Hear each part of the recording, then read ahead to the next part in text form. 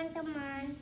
Muhammad mau eksperimen di sini di air panas sama dingin. Oh iya, telur apa namanya? Telur bernafas. Telur bernafas. Pertama-tama kita siapkan air apa? Pertama-tama kita siapin Air panas. Iya, terus Terus yang telur. telur dingin. Enggak, telur dingin. Terus dimasukkan telurnya ke dalam air panas pelan-pelan ya. Kok tumpah airnya kebanyakan, Dek? Sekarang kita lihat ya. Ini betul. Yeay, telurnya bernafas. Muhammad, tepuk tangan dulu. Tepuk tangan dulu. Yeay, telurnya bernafas, teman-teman. Selamat mencoba, teman-teman. Bilang dulu sama teman-temannya. Dadah. Selamat mencoba. Sama bercoba.